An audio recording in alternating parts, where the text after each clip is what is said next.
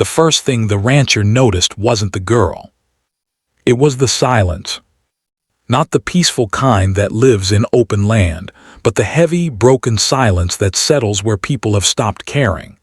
The auction yard smelled of sweat, dust, and cheap whiskey. Men shouted prices like they were calling livestock, laughing too loudly, looking nowhere near the faces of what they were buying. She stood on the wooden platform barefoot. Too thin, hair cut uneven like someone had done it in a hurry. Her hands were clasped tight in front of her chest, fingers pressing into each other as if holding herself together. A scrap of cardboard hung from her neck with one word written in thick black ink. Deaf. Her father stood below the platform, swaying, bottle in hand, eyes glassy. When the auctioneer spoke to him, he shrugged. "She don't hear nothing. Useless mouth to feed," he slurred. "Take her." The rancher felt something tighten in his chest.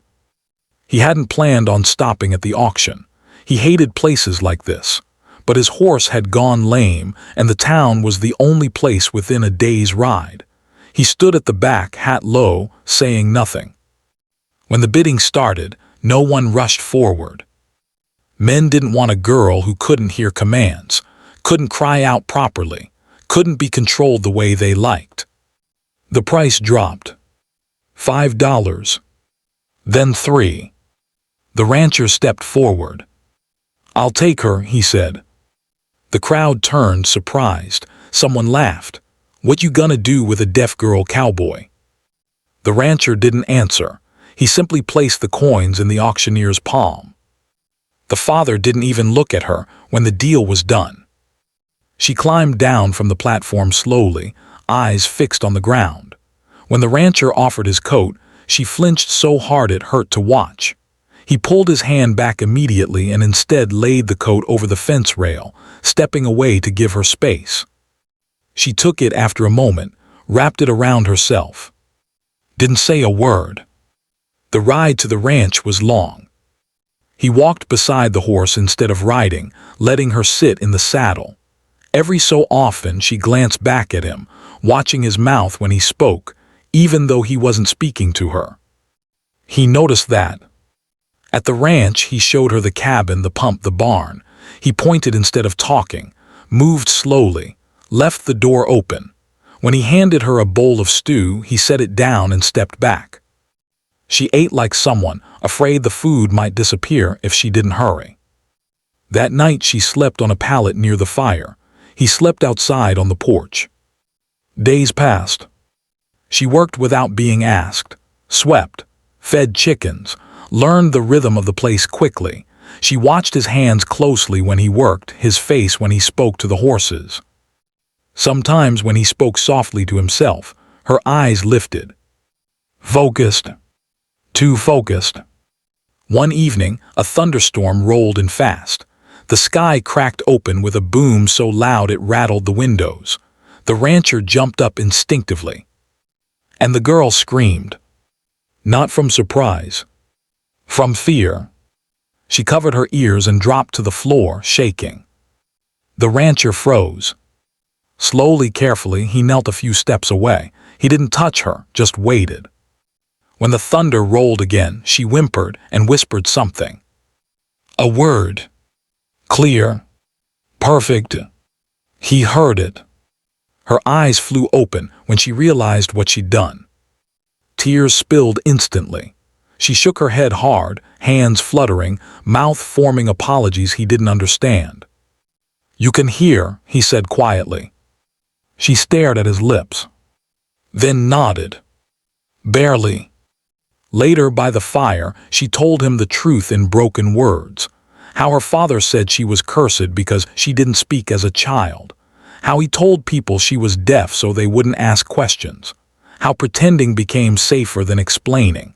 How silence kept her from being noticed. She hears, the rancher said to himself that night, staring into the flames. And God help anyone who ever used that against her again. He never told a soul. He taught her letters, then words, then how to read contracts, how to count money, how to look people in the eye. When men came asking why he'd bought a deaf girl, he said calmly, She's my family." And no one argued. Years later, when the ranch was thriving and her laughter carried across the fields, people still whispered about the lonely rancher who bought a broken girl and somehow ended up raising the strongest woman in the valley. But they never knew the truth. He didn't save her. He simply listened, long before he realized she could hear.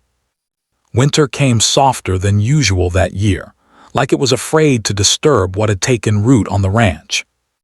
The girl, No, the young woman now stood at the window one morning, frost tracing flowers across the glass. She could read almost any book he owned now. Her handwriting was careful but confident. She spoke more too, still quietly, still choosing words like they mattered. They did. The rancher watched her from the doorway, not wanting to interrupt the moment. He had learned that silence, when chosen, could be kind. A rider arrived near noon. Dust on his coat, town badge pinned crooked, he dismounted with the kind of authority that expected doors to open. "I'm looking for a girl," the man said. "Came from the auction months back, deaf, sold illegal-like." The woman stiffened. The rancher felt it instantly, like a rope pulling tight around something fragile. "She's not for sale," he said calmly. The badge holder smirked. "Her father filed a complaint, says she was taken without consent." The woman stepped forward before the rancher could stop her. "I consented," she said. The rider froze. Not because she spoke, but because she spoke clearly. "Perfectly." The man's eyes narrowed. "You're not deaf."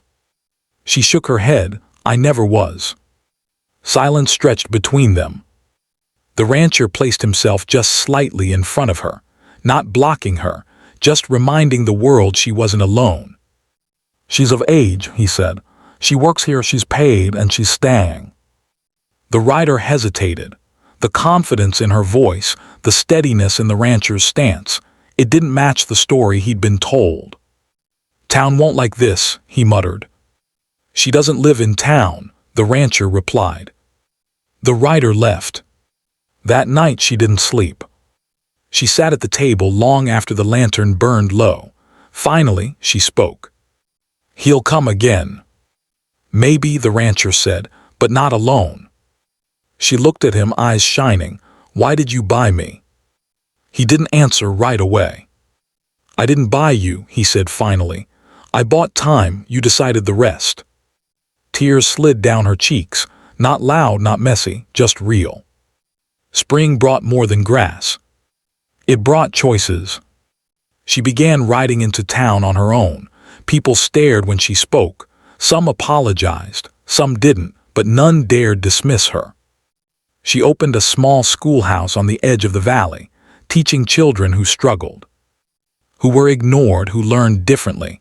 She taught them patience before letters, courage before sound. The rancher watched from a distance, pride heavy in his chest. One evening, as the sun bled gold across the land, she sat beside him on the porch. "I stayed silent because I thought it kept me safe," she said, "but you never needed me to be quiet to protect me." He nodded. "The world's loud enough, someone has to listen." She reached for his hand, slowly, giving him time to pull away if he wished. He didn't. Years later, when people told the story, they always said the rancher saved a deaf girl. They were wrong. A woman who had been unheard found her voice. And a lonely rancher finally learned what it sounded like when a life answered back. Years passed the way good seasons do, quietly, without asking permission. The schoolhouse grew first. One room became 2, then 3.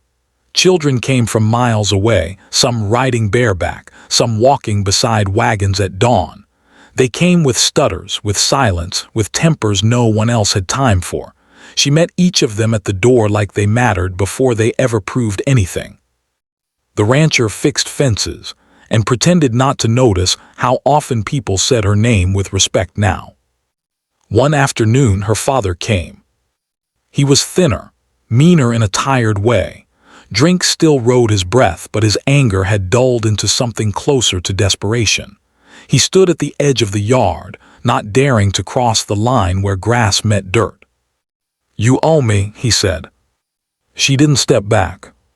"I owe myself," she replied. He laughed harsh and empty. "You were mine." The rancher came to stand beside her, close enough that his shoulder touched hers. Not protective, present. "She's no one's," he said. "Not anymore." The man spat in the dust and left without another word. She didn't shake until he was gone. That night she sat at the table long after supper, fingers wrapped around a cold cup of tea. "I was afraid," she admitted, "not of him, of becoming him." The rancher leaned back, chair creaking softly. "You chose differently every day." That was the truth she held on to. When sickness came through the valley again, it was her who organized care. When a child went missing in the hills, it was her calm voice that kept panic from becoming tragedy. When the town finally voted to build a proper school, they asked her to lead it. She declined. "I already am," she said. The rancher smiled at that. One evening, years later, as the lanterns flickered on across the ranch, she stood beside him on the porch.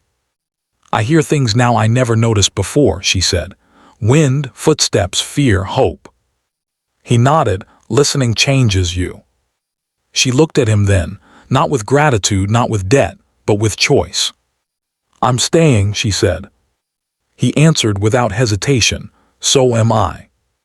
They never married in a church, never needed witnesses beyond the land that had seen them grow. Their life wasn't loud. It didn't ask for approval. But if you passed the ranch at dusk, you'd hear laughter where there once was silence. You'd see light where shadows used to gather. And if you listened carefully, you'd understand the ending people always missed. She was never deaf. She had simply been waiting for a place that heard her. The years that followed didn't bring drama the way stories usually promise. They brought steadiness. Morning routines settled in like trusted friends, the creak of the porch step, the kettle's first hiss, the way the horses lifted their heads when she crossed the yard. She taught through all seasons now. Even in winter, children came wrapped in scarves, carrying slates under their arms, stamping snow from their boots before stepping inside. She rang a small bell to begin lessons. Not because it was loud, but because it was clear. The rancher watched it all from a respectful distance. He repaired roofs, negotiated grazing rights, and quietly turned away anyone who came asking questions that didn't deserve answers. Is she really the girl from the auction? Yes. Is it true she couldn't hear? No. Well then, why? Because some people survive by listening too closely, he'd say, and some survive by choosing when to speak. Most nodded, some didn't, it no longer mattered. One spring, a traveling photographer arrived, offering portraits for a few coins. He set up his boxy camera near the schoolhouse, curious eyes taking everything in. "Stand together," he suggested, gesturing to her and the rancher. She hesitated. The rancher didn't move. She stepped forward on her own. They stood side by side, not touching, not distant, just aligned. When the shutter clicked, something settled into place. Later she looked at the photograph by lantern light. Two people, weathered and calm, framed by open land. No ownership in the image, no rescue, just belonging. She folded it carefully and placed it in a drawer. That summer a girl arrived who truly could not hear. She was terrified, clinging to her mother's skirt, eyes darting at every sudden movement. The woman knelt in front of her, smiled, and placed a hand gently over her own heart. "I understand," she said softly, though the child couldn't hear the words, only the kindness behind them. She learned sign that year, taught it too.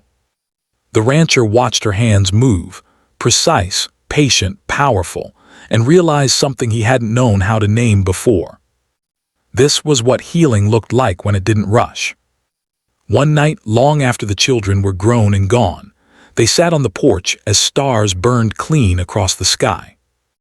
"Do you ever think about leaving?" he asked quietly. She considered the question honestly. "No," she said, "but I think about how close I came to never arriving." He nodded, understanding more than he said. The lantern beside them flickered, steady against the dark. And somewhere beyond the hills, the world kept being loud, careless, and fast. But here, on this stretch of land shaped by patience and choice, listening was still enough. And that was the life they kept choosing. Every day.